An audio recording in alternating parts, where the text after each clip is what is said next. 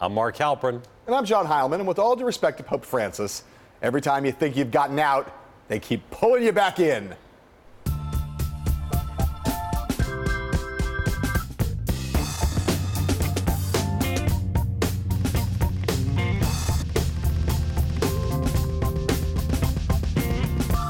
Happy Good Friday, sports fans. And I say Good Friday because, wow, what a good news day it's been. Hypothetical situation. You're running for president, and the Pope invites you to the Vatican to give a speech. WWBSD. That's kind of impressive. It is. Let me. It is. You've been invited by the Vatican to go over and speak. And I was very moved by the invitation, which just was made public today. I am a big fan of the Pope. Obviously, there are areas where we disagree on women's rights or gay rights, but he has played an unbelievable role of injecting a moral consequence into the economy. Okay, so let's call that the before video. Now for the after video. It turns out that Sanders will be speaking at an academic conference sponsored by the Pontifical Academy. But the Vatican is now saying that the Pope was not responsible for the invite. He doesn't have any set plans even to meet with the senator. But, as was first reported by Bloomberg, the president of the Academy is saying the Sanders campaign reached out first for the invitation and said his campaign showed, quote, monumental discourtesy during discussions about the conference.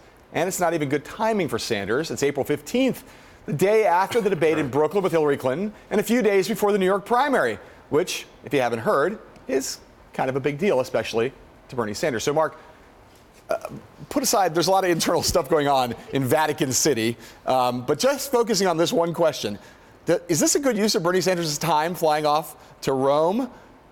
Unless he gets a meeting with the Pope, of which there is no indication he will. This is inexplicable to me. There are a lot of disputes about whether he's invited or not, whatever.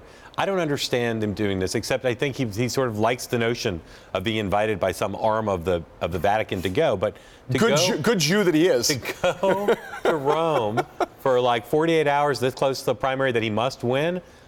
We're going to have his campaign manager on later in the program. I can't wait to talk about it. But yes. It seems ill-advised. Before any of the controversies broke out about whether he was invited or whether he lobbied for an invitation or what the chancellor said. We all had images of him standing under the Sistine Chapel, doing the can with the Pope. Right, but before any of these controversies broke out, I looked at this and just said, really? That's a long trip to go. This is a must-win primary for him. The Pope is obviously maybe helps his foreign policy credentials. The Pope has become kind of a liberal icon in some ways in certain areas, especially on economics. If he got a photo up with the Pope, I would say it would be barely worth it. But I don't see how. If he loses the New York primary by a point or two, having spent basically 2 days, which is going to take him out of the conversation and out of New York. If he loses this primary by a point, people will look at this and say that was the dumbest decision he's ever made. Halperin Friday prediction: this trip won't happen. Manafort alert today.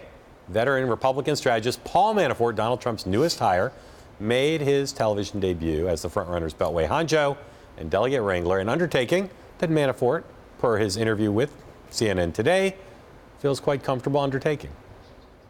The reality is Ted Cruz has seen his best day. The reality is this convention process will be over with sometime in June, probably June 7th. And it'll be apparent to the world that Trump is over the 1237 number. And at that point in time, when it is apparent, everything's going to come together. You think Trump gets to 1237? Absolutely. Before the convention? Absolutely. Why the confidence? Because I know the votes. That suit, that hair. The state convention in Colorado is this weekend. It's being talked about as yet another sign that the Trump campaign has been getting outmaneuvered by Team Cruz and amassing delegates, assuming that the hiring of Manafort is a righting of the ship for the Trump campaign. John, does Trump have enough time to actually right the delegate accumulation ship? Well, let us just pause for a moment and note that video of Mr. Manafort, Paul Manafort's a legendary figure in Washington lobbying consulting circles, used to be Roger Stone's partner along with Charlie Black a long time ago. We haven't seen much of Paul Manafort, so that was like a little bit of like a Bigfoot sighting there on CNN. I think it might be too late. I mean, I really do. I think, that he's a very smart man and he understands a lot of things and he knows this game. But man, Ted Cruz has really stolen a march on Donald Trump on this front. And in terms of what has to happen state by state, the Cruz people just have organizations and are working this problem. Paul Manafort's coming in very, very late to try to save the day here on this front. A lot of what will be difficult to save, not impossible, is subsequent ballot things. Yeah. It is still possible. People are focused on Manafort's role sort of on this at the stage. convention, right? Yeah. But it is possible that with Manafort's help, they can get not just a bare majority, but they could get over. You know, people talk about, well, Trump has to get, 60%, whatever. He can. If Kasich and Cruz do not improve their games in the Northeast and California, and if he can win Indiana, he can get well enough over that even with some defections, even with the question of the unaffiliated delegates, he can do it. But it's a little bit, though, dodging the question, because the truth is that what we're focused on rightly with Paul Manafort is him as a convention manager delegates. But all I'm saying is, like, if Donald Trump runs the table for the rest of the nomination, ends up getting 1237, either by the last contest or shortly thereafter, that is possible. A really strong electoral performance by Trump will make Manafort unnecessary. Well, but they go hand in hand, right? In these states that are coming up, you need to win, but you need to win in a way that gets you maximizes the chances that people will show up in Cleveland ready to vote for you. I just think you may be right. But Manafort may not be too late to help on the front end, but I think he may be too late to help on the back end. Oh, yes, that's correct. Okay, that's good. I like that we agreed about that. Who is the strongest challenger to Donald J. Trump billionaire? Is it Lion Ted? What about Ryan, Paul? The House Speaker has the same answer when asked repeatedly about being a so-called white knight for Republicans in the case of a deadlock convention. Who, me? No way! Not interested. Not gonna happen. And yet, today, Ryan's office released this video from that stirring, quote, state of American politics speech he gave on Capitol Hill last month. The headline banner on the Drudge Report this morning: Paul Ryan launches first campaign ad, with a cautionary question mark. We report, you decide. Take a look.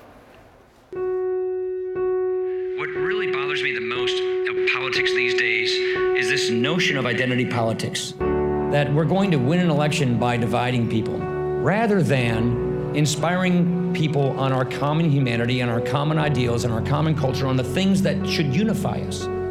We all want to be prosperous. We all want to be healthy. We want everybody to succeed. We want people to reach their potential in their lives. Now, liberals and conservatives are going to disagree with one another on that. No problem. That's what this is all about. So let's have a battle of ideas. Let's have a contest of whose ideas are better and why our ideas are better. Okay, so every time we have talked on this show about the possibility of Ryan as a white knight, you, me, others, the Ryan people get really upset. No. He's not going to be a white knight. It'll never happen. If they're really, though, sincere about that, what are they doing releasing videos like that? Look, I have some sympathy for them. They say Paul Ryan said he would be the very model of a modern major league Speaker of the House who communicates in modern ways using the trappings like foreign trips and well-polished videos that look a lot like what a presidential candidate will do. I hope you're about to see at least some sympathy, like a modicum, a minuscule, a thimbleful. But he's not doing anything to actually position himself. You know, look, these are sophisticated people. Yes. They know when they put a video out like that this is what the reaction is going to be. So I have some sympathy for them, but I can tell you right now, between now and the convention in Cleveland, if you don't want people to talk about you as a potential nominee in Cleveland, tamp it down. Yeah, no kidding. You know, did that video really need to come out here, guys, in April? At the time when everybody's talking about this on this show, elsewhere, it's all anybody talks about. Is Paul Ryan going to do this? You put out a video like this, you'd have to be a dope not to think and not to understand how the media is going to react to that. Exactly as the Drudge Report did, exactly as we are, exactly as everyone is, and they are not dopes. They know what they're doing. Team Ryan, meet me at camera 2. You are mad at me. I'm mad at you. Stop doing this stuff if you don't want us to talk about it. That video was too well done to be a coincidence. And too advertising-y. Like, you know, it is what it is. They just don't have to do. It's a billboard for saying, I want to be president. Just wait till after Cleveland. All right. We'll hear more about them from them, I'm sure. When we come back, political highs and political lows from the week that was, after these words from our sponsors. Ryan, 2016. Or bust.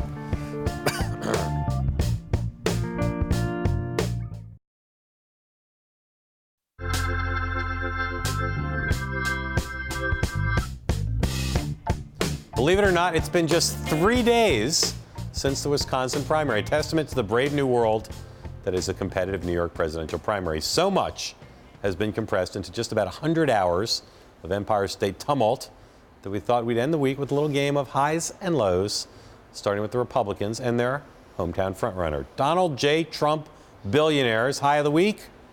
We think it was that 10,000-person rally in Bethpage on Long Island on Wednesday night, the day after the primary, when Trump made an early demonstration that he is indeed back on home turf. First of all, it's great to be home. This is home. It's great to be home. Can you hear me all the way in the back? Lion Ted Cruz came today. He couldn't draw 100 people. We all know people that died. And I've got this guy standing over there looking at me, talking about New York values with scorn in his face, with hatred of New York. I'm a straight shooter. I shoot straight. Like New Yorkers, we shoot straight. So back on home turf, pretty confident, big crowd, and he's not done anything nearly as visible since then. No, but look, I mean, he needed to, given the catastrophe or borderline catastrophe that Wisconsin was for him in the eyes of everyone and in reality, he needed to come here and make an emphatic first statement that he was back. Big show of force. A big show of force. You know, Bethpage is kind of great place to do it, yeah. and he did it. There was no doubt about it. It was emphatic. There's no doubt. I haven't been as impressed with anything since, but that event was very strong. Yeah, and the other thing about it was, you know, I think we knew it, but people need to see he's not just a city guy. He's going to have strength on Long Island. Next week, he'll begin to do events upstate and around the state, and people will see that Donald Trump has got a commanding position in this state. All right, let's talk about Trump's low of the week. His low of the week was a post-Wisconsin three-part turn in the conventional wisdom in the Republican race. Number one, that Trump's not going to get a majority of delegates before the national convention. And two, that if Trump doesn't get a majority of delegates on the first ballot, it's going to be difficult for him to whip delegates on subsequent ballots. And point three of the conventional wisdom, that the party is not as worried about a public relations nightmare if the Republican frontrunner doesn't win the nomination as some people thought they might be. So those three pieces of conventional wisdom have all set in. They're pretty close to universal. Not universal, but close. How bad? Like, it's low, but how low? It's bad because we said that Wisconsin would give the anti-Trump movement a shot in the arm. Yeah. And the shot in the arm isn't going to really apply much in New York, and maybe not in the states that vote 2 weeks after that in the Northeast. But where the shot in the arm comes from is that flip in conventional wisdom. If the party feels that they can get away with stopping Trump, if they can keep him from a first ballot victory and can stop him and can survive that, that is a big sea change. Well, and that's this is one of these things where perception feeds reality, because if you believe you can do it, you try to do it, and that makes things problematic for Donald Trump. He needs to get a majority. His life will be much rougher if he can't get a majority. Yeah. All right, now let's turn to Ted Cruz. Hot off of his Wisconsin win, the Texas Senator's high this week was a new reality captured perfectly by a New York Times story this morning. The headline, GOP donors eager to defeat Donald Trump learn to love Ted Cruz. You know, if I'm Ted Cruz's press secretary, that's pretty much like I've done my work for the month with that headline right there in the New York Times. Well, let's see how much money ends up in the bank. Yeah. A lot of people quoted in that story weren't ready to write checks, but they're open to it. Amazing, though. I know we're talking about his high. Not one significant endorsement since Wisconsin. Yeah, not one in this period. But you do sense, Cruz goes out and touts the fact that he's got endorsements from 5 of the previous Republican candidates who dropped out across a pretty big spectrum of the party. And you do sense the reality that with Kasich not stepping up, Trump has a chance here. There's no question that it's happening in two ways. Two ways that are really noticeable. One is that the low murmur of everyone hates Ted Cruz gone, and number two, in the donor community, donors starting to like Ted Cruz. All right, let's talk about Cruz's low for the week since Wisconsin. The fact that he's still using this as his best explanation for that New York values comment he made in the run-up to Iowa. Everyone in New York and outside of New York knows exactly what I meant by that. And it is the liberal values of Democratic politicians who have been hammering the people of New York for decades. They've suffered under these liberal values. It's as if the New York media was laying in wait for 2 months for him to get here to start hitting him on New York values. We were. That answer, horrible. There's not a reporter, and there are probably not a lot of New Yorkers who look at that answer and say, oh, that's what you meant. Right. Well, and the thing is, of course, if you're the guy who is laboring under the label of Lion Ted Cruz, that spin is so egregious that it walks right up to the edge of an actual outright lie. That's clearly not what he's talking about. All New Yorkers know. It's like, no, we really don't. We know what you meant. We know what you were doing out there in Iowa. It's a different thing. Yeah. Cruz is going to spend a little bit more time in New York, but he's clearly now focused on other states and trying to just get through the state whose values he seemed to impugn. Yeah. All right, finally, the best news for John Kasich this week. A couple of new polls that show him not in third place, but in second place ahead of Ted Cruz, behind Trump. One is a Monmouth University poll of New York Republicans, has Trump out in front with 52%, but Kasich is in second at 25, ahead of Cruz at 17. Then there's a poll of Maryland Republicans by the Washington Post and the University of Maryland. There, Trump is up only 10 points of Kasich, 41% to 31%. So this matters both in terms of momentum, but also potentially some delegate accumulation, which he sorely needs. For sure. Look, I mean, if John Kasich can get himself into a position where he can be a strong second to Donald Trump in a lot of these northeastern states and Pennsylvania, other places, you know, it helps John Kasich, and it helps it further impedes Trump's ability to get to 1237 before this thing is over. It's a big deal for Kasich, and Kasich is still playing that long game. It's an improbable game, but this is key to it if it's going to work for him. And look, if he can go the next 3 weeks, which is all northeastern contests, and finish second in every one or everyone but one, it gives him another talking point. First would be nice, and maybe, you know, Maryland's close enough. It should set up like a good state for him. Connecticut could set up like a good state for him. If he can steal a first in 1 or 2 places in the next 3 weeks, it's a big deal for John Kasich. All right, so let's talk about John Kasich's low. Besides that eating binge that he went on in the Bronx yesterday, which some of us might consider another high point, the Ohio governor struggled to break through into the national dialogue or drive a single news cycle, a huge missed opportunity in a week where there wasn't a whole lot of other news on the Republican side. Mark, you know, this has been one of John Kasich's biggest problems, not winning news cycles. He's not won very many of them the whole campaign, but this was really a prime moment for him to be able to do it. Has totally failed. You know, he started out in the advertising, both he and his super PAC, talking about biography and Ohio record and Washington record. Then now he's been talking a lot about electability. He's got a new ad out about electability. But you're right. New York there was an opening there with the other two guys laying relatively low. He was opening for him to make a big splash, and he just hasn't done it. Yeah, and it's another example, as was the case coming out of Ohio. You recall very well, we had a moment when he could have seized the narrative the day after he won the Ohio primary and did an event, I believe in Philadelphia, where he utterly failed to do that too. So Kasich has not been good at seizing the moment, and this is another example. He did eat a ton of food in 2 different boroughs. Yeah, and I'm all for that. When we come back, Democratic highs and lows, there may or may not be mention of subway turnstiles.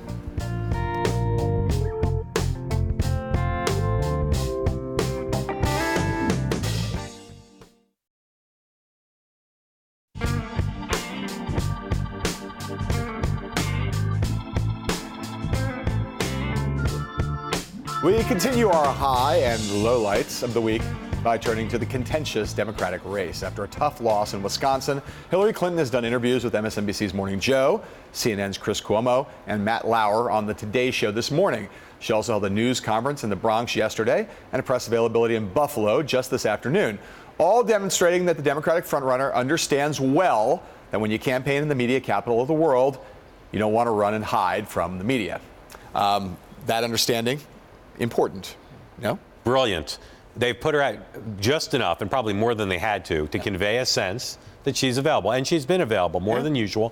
2 press availabilities, there's 3 interviews. A lot of interviews. Really smart, because you cannot play hide and seek. You cannot run away. And Sanders is pretty available, and this has been super smart. Hats off to her and to her staff for doing this. It's a funny thing. I mean, you know, she can go around the country in important primary and caucus states all year in a presidential year, and the reporters complain if she's not available enough, she doesn't do enough interviews. But if she came here and was seen to be like cloistered away somewhere, Her Majesty, the howling, the braying, it would have been endless and brutal and withering. And I don't want to be totally meta and symbolic and optics about this. But you're about to be. No, I'm not. I'm saying it's good that she's also answering questions from the press. Now, at this point in the campaign, it's difficult to ask substantive questions. It just is. Process is driving what's going on right now. But there have been some substantive questions. And again, super smart of them to do this. Yep, super smart. 100%. All right. Secretary Clinton's low. We could have, if we were a certain type of person, picked that subway turnstile fail from yesterday. That would have been too easy, though. We're bigger than that.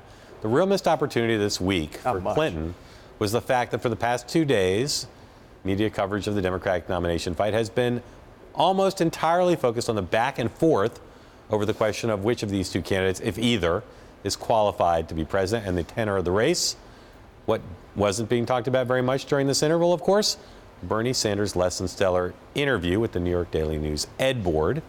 That's what we in the News Dodge like to call misdirection. John, if this flap hadn't broken out and Clinton hadn't stoked it, I think the Ed board thing would be getting almost all the coverage, and that seems to me to be a low for the Clinton folks who probably miscalculated a little bit. Well, you could argue it a couple different ways, but I do think that bringing the question of qualifications into it was probably a mistake. I mean, she could have continued to basically say, of course he's qualified. He's been a United States Senator for a long time. But let me tell you, he has bad ideas. He's inadequately prepared. He doesn't understand foreign policy well enough. I'm much better. She could have made a lot more running with that Ed board than she did without losing, getting it overtaken by this. It's one of these things. If the questioner said, is Bernie Sanders a racist? She wouldn't say, I'm going to let the voters decide. Right, that. or, I'll let that. There are some questions that are about that. It's like, no. She'd say, no, of course not. Right. So is he qualified? Just say, of course he is. He's qualified, but I'm better. Right. And he's inadequate in certain ways. All right, now let's move to Senator Sanders, living up to his nickname as the Burn. Here's the senator from Vermont on Late Night with Seth Meyers doing a rendition of Ya Burnt. All right, let's get it going. Bernie, what do you think about the 1%? The 1%, hey, 1%, what do you need all that money for? If I didn't know any better, I'd think you were trying to compensate for something. How is it possible that some of you are paying a lower tax rate than your secretaries? That makes less sense than the plot of Batman versus Superman. 1%, you're birds.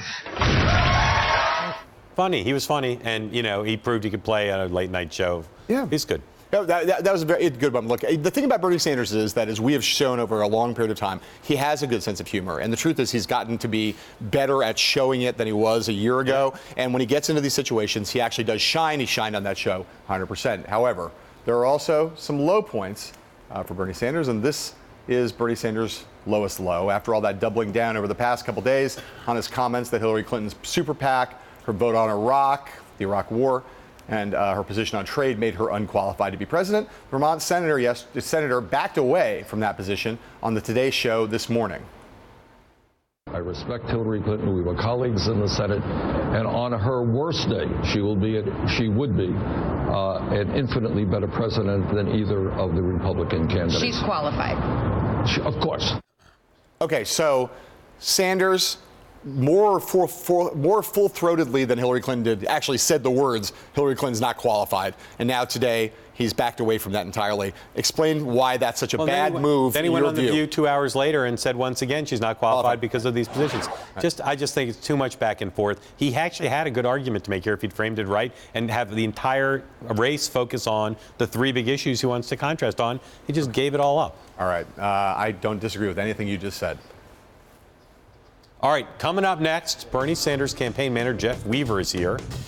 We'll talk to him about all this and more when we come back.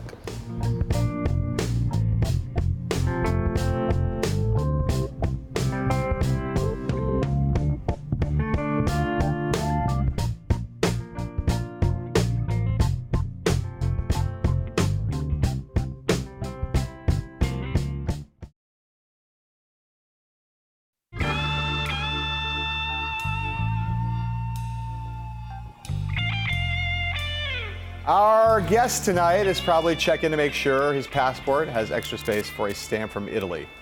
Jeff Weaver, campaign manager for Bernie Sanders campaign. Thanks for being here. Great to be here, gentlemen. We had a little discussion. We have a lot of things to talk to you about. This has been an eventful week, but let's start with just the news of the day. We had a discussion earlier in the show. Why does it make sense in a must-win primary context for Bernie Sanders to get on a plane and go to Italy just a couple days before the New York primary? Well, look, Bernie Sanders obviously has great affinity for the Pope. He speaks about it quite often. When this invitation came from the Vatican, I mean, he was enthusiastic, wanted to accept immediately, and he did. So, I mean, that's why. I mean, the issue of the moral economy, it's been a centerpiece of Bernie Sanders' life, frankly. And we have a Pope who's focused on it. I think I think it was a can't miss opportunity. Yeah, but just on the politics of it, I mean, a lot of people have an admiration for the Pope, and I understand the thematic resonance or whatever, but this is a state you must win, and taking. Well, we can talk about that in a minute, but you don't dispute the notion this is a very important state. No, losing absolutely. the state would be a problem. Very, very important state. Okay, yes. so just again, he's going to be out of this market in a hotly contested primary for a pretty long time. It just seems to me that, in terms of time allocation, this might not be something that you would necessarily want to do. Well, some things are more important than politics, John. And this is one of them.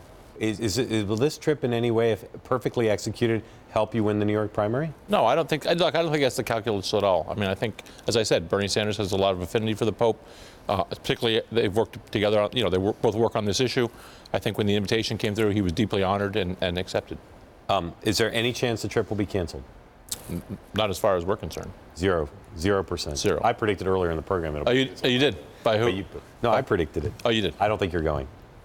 Me personally, or anybody? I don't think Senator Sanders will go. Oh, okay. I think you all will tell him on, like Wednesday afternoon, you know what? This thing's close enough that if you stay, you could win the primary.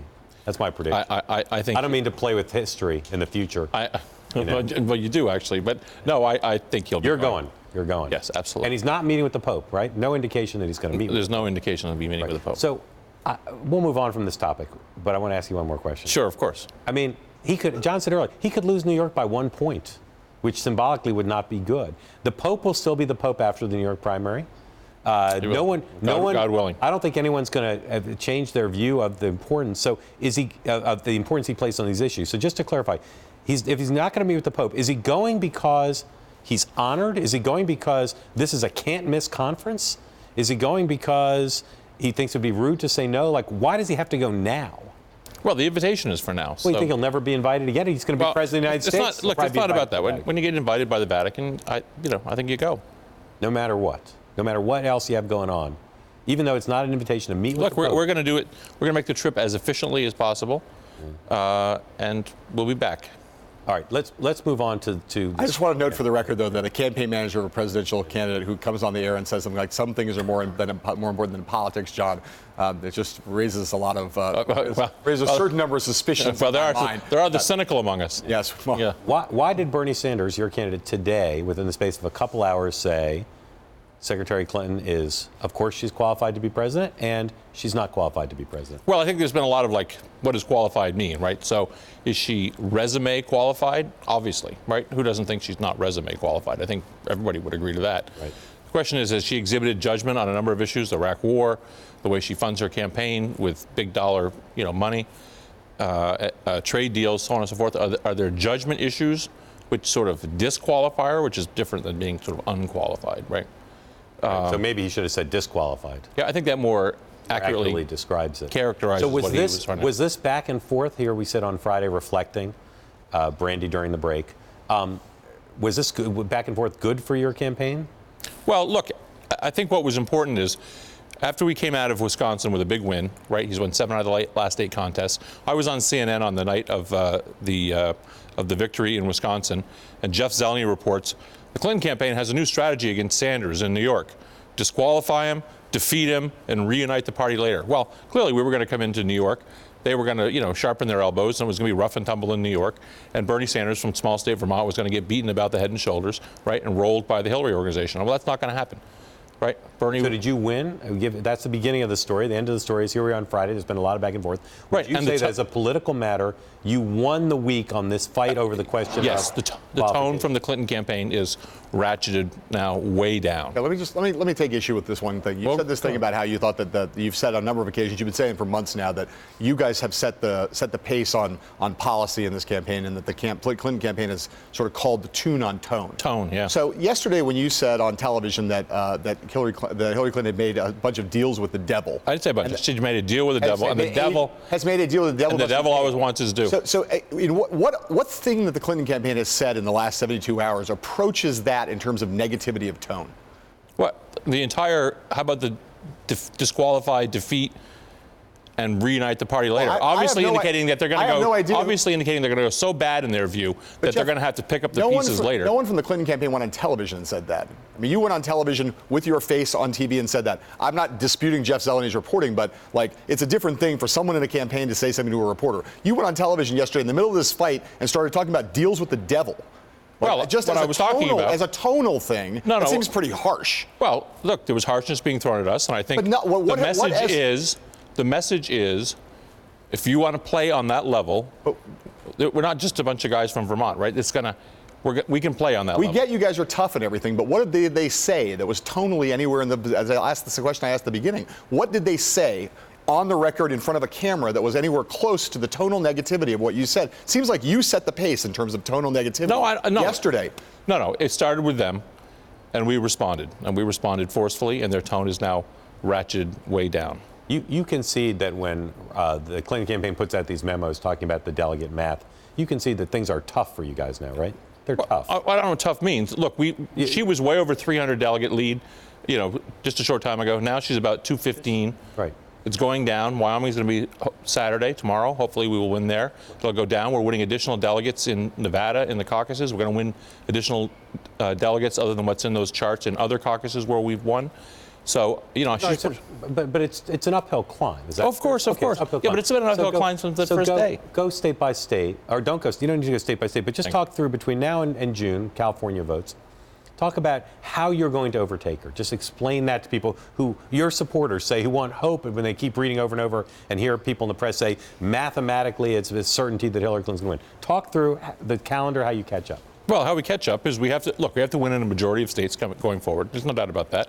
We have to have good margins in a number of them. We don't have to win everywhere. We don't have to win every state, and we don't have to win every state big. So where are states where you're going to win big and make up the gap? Where the big harvest comes? You look at a state like Oregon, I think we're going to win big. There's a field poll out in California. We haven't really done any sort of advertising or organizing in California. Only down 6 points. There's polls out of Pennsylvania look very, very good. So I think there's a lot of states coming forward that we're going to do very, very well in. So again, explain how you overtake her delegate lead. Well, I think we have to do well in New York, right? I don't know if that's a win or if it's a close win. I mean, in some ways, I think there's more pressure on her in this contest than on us. I mean, we got 86% in Vermont, right? That was in Bernie's state. I don't think Hillary Clinton's going to get 86% here, and I don't think she has to, but she has to do well. If she wins with 51% in New York, I think it's really going to expose her candidacy as. She wins with 51% of the vote here. She still gets, you guys basically get equal delegates, so you haven't made up any ground. Right. That happens. Right. Oregon's not the one state you've cited where you're going to win a lot to make up. Well, I think we're going to do very well in Pennsylvania, for instance. So you'll win more delegates in Pennsylvania. Absolutely. I don't have any doubt about that. I think we're going to do well in the two southern New England states, which don't have big delegate halls, but do have delegates. I think we're going to win well in the rest of the western states. I think we're going to probably gain 15 or 20 net delegates out of iterative caucus process over time, like we did in Nevada. Okay, but back of the envelope, that doesn't catch you up. It does catch you up. No, it really doesn't. Well, I have a chart. Yeah. So bring that chart on the next time you come. We'd like to see that chart. Your chart shows you with realistic projections. Yes. Passing her in pledged delegates on the night of the California primary. Right. But it's California, New Jersey, and a couple other states. It's not just California. New Jersey has a lot of delegates also. But let's be clear. No one is going to the convention with a sufficient number of pledged delegates to lock this thing up. Well, let's talk about that right now. But I will say, back 8 years ago when the Obama campaign, they put down their projections on a piece of paper and showed everybody how they were going to be able to, how Hillary Clinton would never be able to catch up. I know you don't have it with you right now, but if you have such a piece of paper, there is a precedent for actually publishing it. Do you give us a sense? Again, there's precedent. I think they published it by accident. Well, nevertheless, I emailed it to a reporter by accident. Well, you can happily email it to me by accident, and we would make it I do all the time. And then we can hold you accountable to this claim. Let me ask you this question. So you get to you've now said there's going to be a contested convention, you think, on the Democratic side. Well, I just don't think anybody's going to arrive with a majority of pledged delegates. So that's a battle for superdelegates, right? It is a ballot for fight for superdelegates. Yeah, right. For superdelegates. So what's the argument? We did an interview yesterday with Sly James, the mayor of Kansas City, who is a Hillary Clinton superdelegate. He said, I'm with her no matter what. I think she'd be the best president. There's nothing going to change my mind, even if Bernie Sanders had the lead in pledged delegates, which you don't think will probably happen. So what's the argument that Bernie Sanders makes to superdelegates that have been with Hillary Clinton forever? What's the compelling argument you make to and a lot of those superdelegates have been with her since before there was even a race, frankly. Fine. Am I right? Yes, they're very loyal. They were sort of with her by default, right? They're very loyal. So what causes them to abandon her? Well, I think we're going to see a continuation of Bernie Sanders' success electorally in the Democratic primary and caucus system, which is going to further expose the fact that the secretary has some severe weaknesses in her candidacy. Number two is we're going to see a continuation of the months-long polling data, which shows that against every Republican, he does better than she does. In fact, many of those Republicans she loses to, right? So she loses to John Kasich often. She loses to Ted Cruz often, not only in national polls, but in state polls, in battleground state polls. Bernie Sanders almost always beats them all. right? So he's a much stronger candidate in the fall.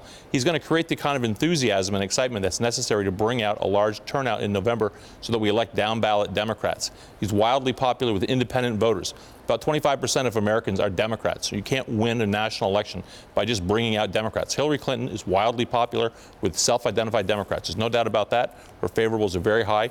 When you go to independents, her favorables, rightly or wrongly, fall off a cliff, right? If you can't bring independents into the fold, you're not going to elect a president or you're not going to elect people down ballot. Bernie Sanders has shown he can do that in national, head-to-head polls against Republicans. He does better with independents. Certainly in the Democratic primary process, he gets often 70% or more of independents who are democratically aligned. So he's just a much stronger candidate who can deliver the vote in November, not only for himself, but for everybody down the ticket. I know that Senator Sanders is not interested in talking about her email server. But as campaign manager, you have to worry about sort of every possible variable. Is the process, the progress of the Justice Department investigation something that could change the contours of this race? Well, I mean, obviously, but I don't think that's not really what we're relying on. We're going to run this election as if that's not happening, and then we're going to win on the basis. But it's possible from your point of view because you follow it by reading the newspaper. I do read the newspaper, yes. It's possible. Is it possible in your mind that something could happen in that investigation that could change the view of the superdelegates, the view of the voters? Is that possible? Yes, anything's possible. Anything's possible, including that. Yeah, of course. When this ends, however this ends, what will you tell your son you did in this campaign? What will I tell him that I did? Yeah. Well, what I will tell him is I did my small part to present to the American people the candidate, with the most honest candidate who's been out there for a long time, the greatest, boldest vision for America. I think Bernie Sanders has really transformed America. Right. Let me win or lose. Well, I think in many ways he's already won. But we're winning. We're running to win the presidency. But yes, I mean, he's obviously transformed the party. I mean, bringing young people into the political process. I mean, his impact will go on for decades. You like that answer? Yeah, okay. Very quick. Do you consider, I know you made an argument about electability before. You're not saying Hillary Clinton is unelectable in a general election, are you? I'm not saying she's unelectable, but I would say that there are some severe questions about her electability, particularly her problem with independent voters. If she can't overcome that, the problem is that after the convention, you have a very short window between then and the general election. And if you have to convince independent voters that you're honest before you can start presenting your substantive message, it really puts you in a very bad situation. All right, Jeff Weaver, that was a lengthy interview, but delightful. And Did you enjoy it? Did you both enjoy it? Interesting and entertaining. I'm looking forward to seeing that delegate chart that will convince all of us that he's clearly on a path to getting the majority of pledged delegates. Thank you, Brandy all around. We'll be right back with all the answers to all your questions about all those superdelegates right after this.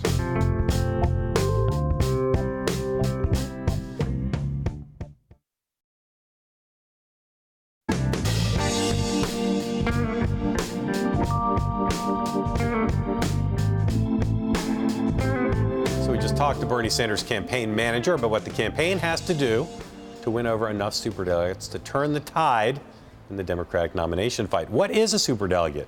Do they have superpowers? Are they used for good or for evil? In the latest installment of our By the Numbers series, we sought to answer those very questions.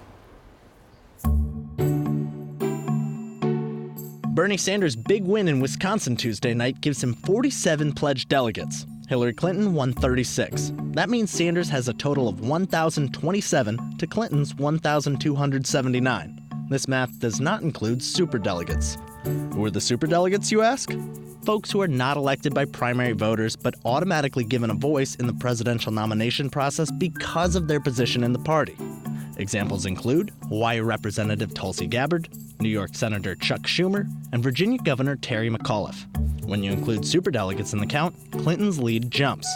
Sanders' only hope to seize the nomination hinges on whether or not he can convince superdelegates to switch sides. The easiest superdelegates for Sanders to convert are those from states that he's won, like New Hampshire Governor Maggie Hassan. But even then, his chances are slim. He still needs about 60% of the remaining delegates. That would take big wins in states he's expected to do well in, like Connecticut, Delaware, and Rhode Island, and surprise upsets in 4 remaining delegate-rich states: New York, New Jersey, California, and Pennsylvania. So, Sanders' path to the nomination. Very, very tough. But, to borrow a word from Ralph Wiggum, not impossible. The Junior Wiggum. Yeah. We just talked to Weaver about the superdelegates and flipping them. You know, most of them will be loyal to the Clintons. Will and don't think, despite what the polls show, that Senator Sanders is as electable, despite the polls suggesting otherwise. Here's the thing: is I think that I've always thought the importance of superdelegates is overrated in this sense. In the Democratic Party, especially in a populist moment, the superdelegates would have a hard time defying the will of the electorate. And what no one is arguing right now is that Bernie Sanders will, except for Jeff Weaver, Bernie Sanders going to overtake Hillary Clinton, going to get somehow way ahead of her in pledged delegates. And that will give the superdelegates, who might in other circumstances, if Bernie Sanders were ahead in pledged delegates, I think a lot of them would leave the Clintons. But if he's not, they're not going to leave the Clintons to go to the person who's beneath her in pledged delegates. Between whether you defy the voters of your own state's caucus or primary versus the national popular voter who won more states, whatever. But it's still going to be tough for him, I think, to flip them. But that's why I brought up the email investigation. Right. We'll be right back with baseball. Been very, very good to this program, and Donald Trump after this.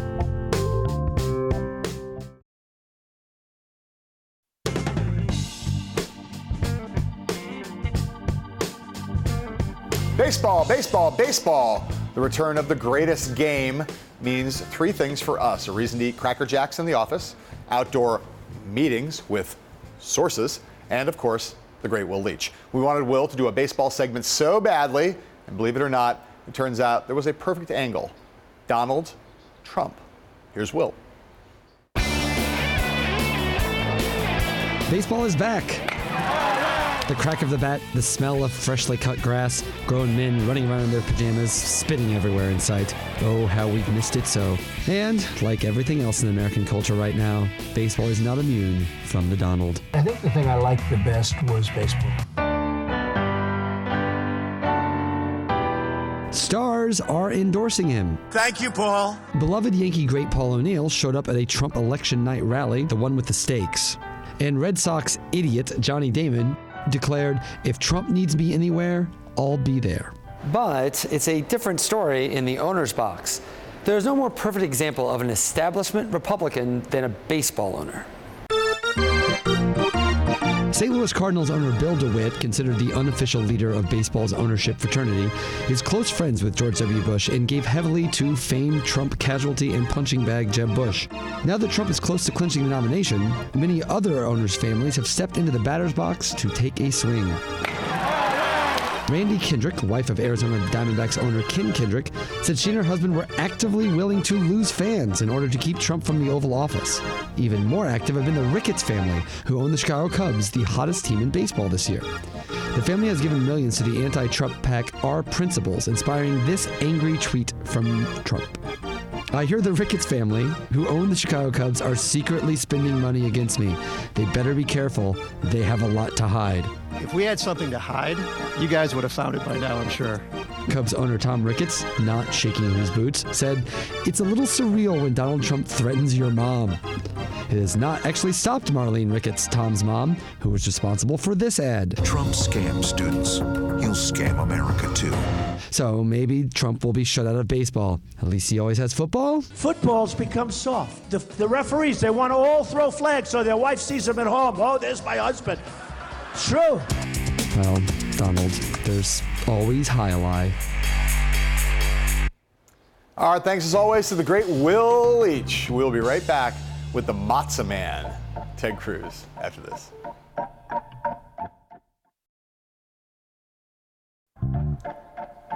Presidential campaigning in New York means some serious food pandering. Bagels, pizza, knishes, and how about matzah? Oh yeah, matzah.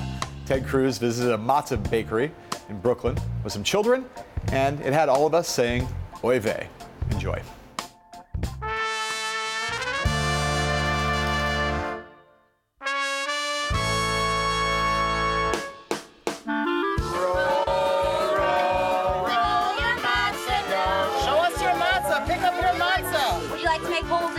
I'd love to make holes. All righty. Make the holes. Are you excited that Senator Cruz is here? Yeah. Your own homemade matzah. Oh boy. There you go.